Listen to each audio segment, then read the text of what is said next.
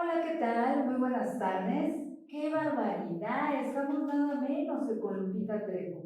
Bienvenida, Lupita, mujer con micrófono al aire.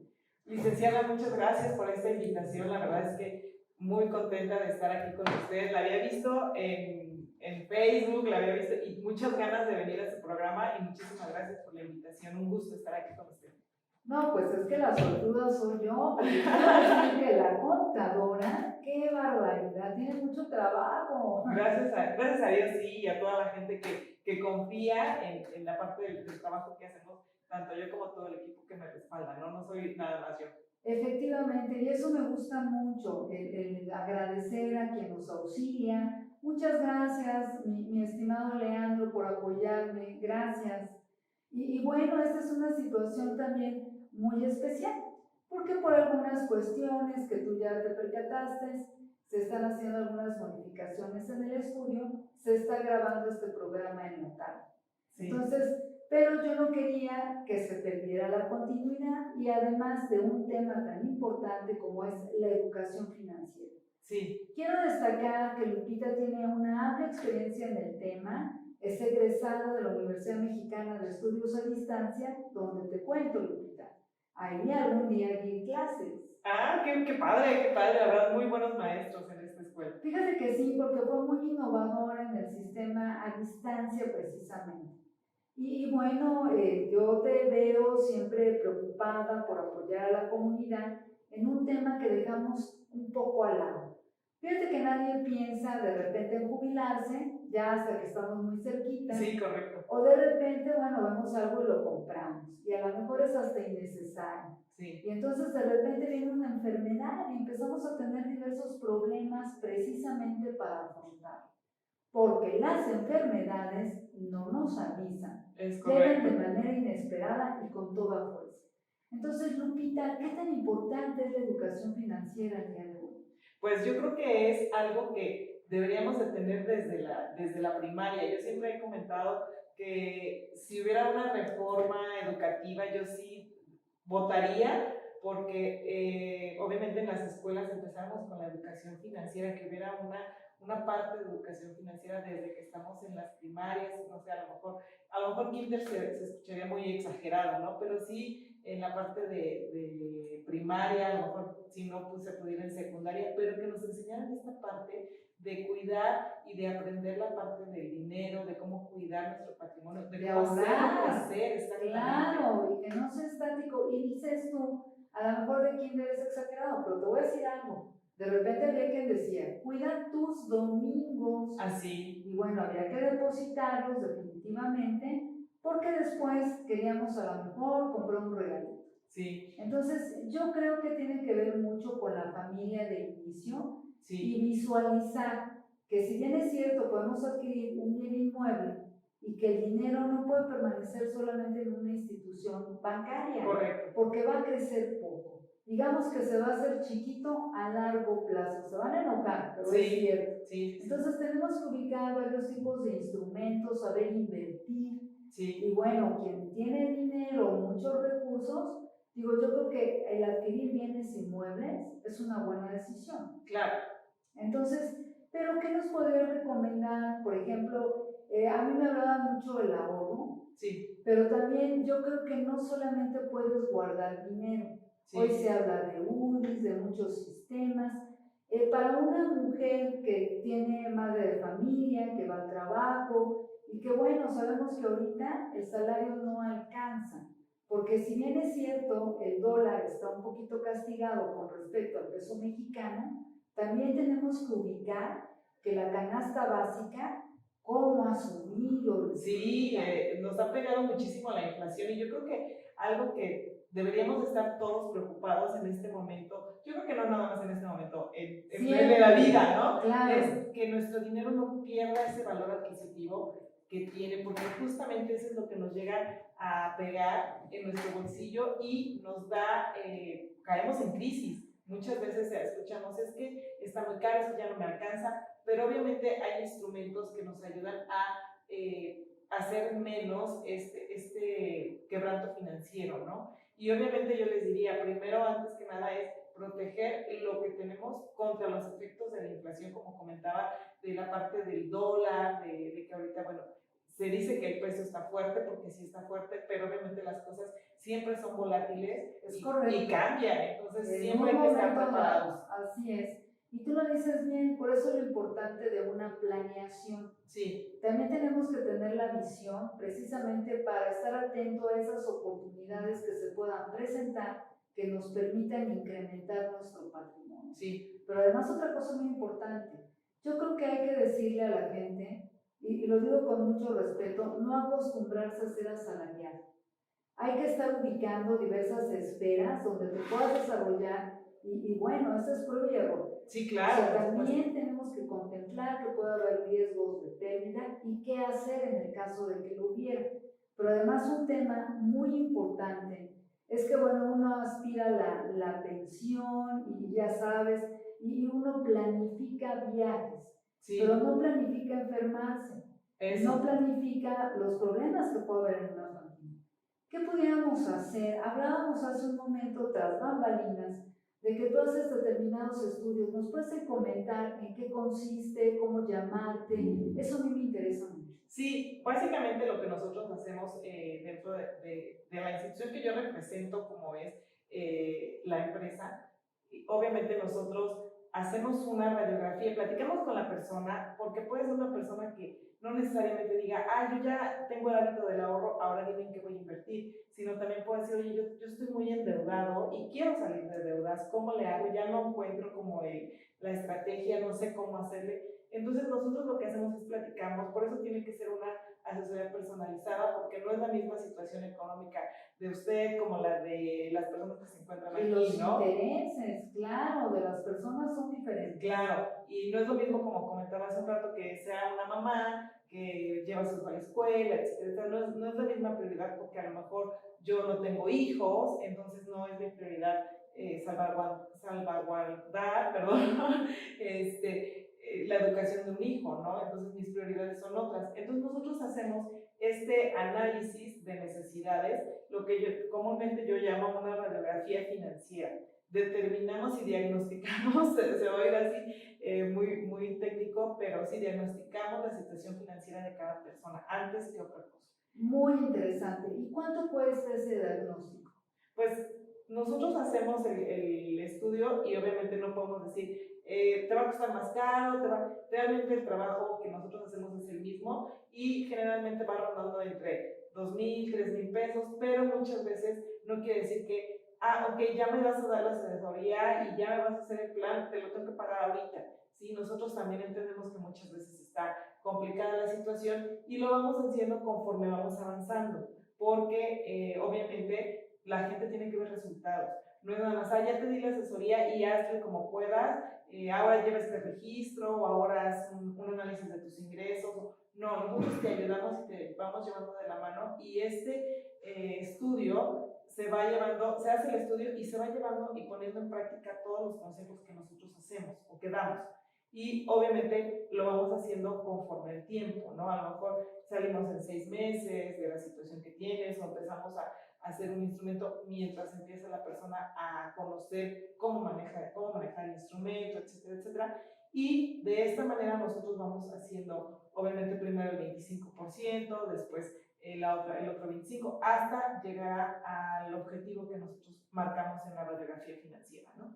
O sea, pues qué interesantes datos estás aportando, porque yo insisto, tú hablas de deudas, es cierto, y me llama mucho la atención por una mala planificación de repente que ocurre. Sí. Fíjate que yo trabajé en muchas dependencias de gobierno, y entonces yo ubicaba que de repente quienes son más gastalones, y perdón que lo diga, son quienes gastan ganan menos. Entonces te llegaban 1,000 gentes con sus catálogos. Entonces yo veía cómo la gente elegía, yo decía, bueno, pero ¿por qué compran si es caro? Y decía, bueno, es que es a plazos. Entonces sí, pero entonces ¿cuál es la liquidez que vas a tener para hacer frente a una enfermedad, a un problema legal, a lo que fuera? Siempre hay que tener un poco de dinero en casa ante una emergencia. Sí, lo que nosotros conocemos en la cuestión de finanzas o en el estudio que nosotros hacemos como un fondo de emergencia, que comúnmente comentes y ahorita hay mucha información en redes, obviamente en el internet, y dice, bueno, tengo un fondo de emergencia, y muchas veces te dicen, tiene que ser un fondo de emergencia de 3 a 6 meses, de acuerdo a lo que tú vas generando de gasto, ¿no? Más, no tanto los ingresos, sino lo que tú tienes de gasto tienes que tener guardado de 3 a 6 meses. Yo le digo a la gente, no te preocupes porque son 3 meses, es un mes, o sea, lo que sea, el chiste es de que tú empieces a tener tu fondo justamente de emergencia y no te preocupes porque no es de que, porque también te comenta o dicen en el internet, tiene que ser 3 veces lo que tú tienes de gastos, ¿no? Yo digo, no, y no te preocupes porque, y ni te presiones de que lo tengo que ahorrar y me voy a limitar, porque eso es algo que mucha gente cree, me voy a limitar, no voy a comprar nada porque estoy haciendo mi fondo de emergencias. No se trata, el hecho de hacer mejor tu situación financiera no quiere decir que te limites o que te abstengas de ir a tomar un café, de ir a comer, de una salida al cine, etcétera, etcétera. Nosotros hacemos todo ese estudio. Y la verdad no es que lo tengas que hacer hoy mismo y mañana ya tengas que tener los 3 meses juntos, ¿no? O sea, lo tienes que hacer paulatinamente. Yo les digo como cuando uno está a dieta, no subiste de peso en 2 semanas, ¿no? Entonces, ¿por qué tienes que bajar de peso en 2 semanas? Igual aquí, no caíste en esa situación financiera en un mes o en 2 meses, sino traes, obviamente desde tiempo atrás, esa situación. Y obviamente hay que rehacerla y reacondicionarla y mejorarla con cierto tiempo, ¿no? Sí, yo creo que también muy importante es detectar dónde estuvieron esas fugas económicas, sí, que a lo mejor no son necesarias, pero finalmente nos causaron un detrimento. Y hablo, por ejemplo, simplemente de una bebida, ¿no? Que a lo mejor no es tan indispensable, a lo mejor un capuchino a la semana está bien, pero no todos los días. correcto. En un lugar donde va a ser 4 o 5 veces más caro en comparación de otros que pudieran ser más económicos. Claro, por ejemplo, anteriormente, hace 2 semanas más o menos, estuvimos platicando con una persona y, bueno, por ejemplo, simplemente, por poner un ejemplo, los garrafones de agua, ¿no? Hay instrumentos que son purificadores de agua, etcétera, etcétera, y a esta persona le gustaba porque se le complicaba mucho que llegara el garrafón, el camión o el garrafón hasta su hogar, no tenía vehículo. Claro, entonces es complicado. Entonces yo le decía, a ver, vamos a hacer un análisis de gasto. ¿Te conviene más comprar o hacer una inversión ahorita de un purificador de agua, obviamente familiar o obviamente de hogar? Obviamente no vas a poner una purificadora, ¿verdad? Pero sí de hogar, y vamos a dividir. Y haciendo el estudio, recuperaba, gastando lo normal que gastaba en garrafones, gastaba 8 meses y al 9º mes para él ya era una ganancia. O sea, ya esa parte, ya terminaba de pagar el purificador de agua y al 9º mes ese dinero ya le iba a quedar prácticamente lo que gasta en garrafones de agua al mes. Y que sí era una cantidad considerable porque sí son algunas personas en la familia y sí consumen ahorita con el calor muchísimo agua.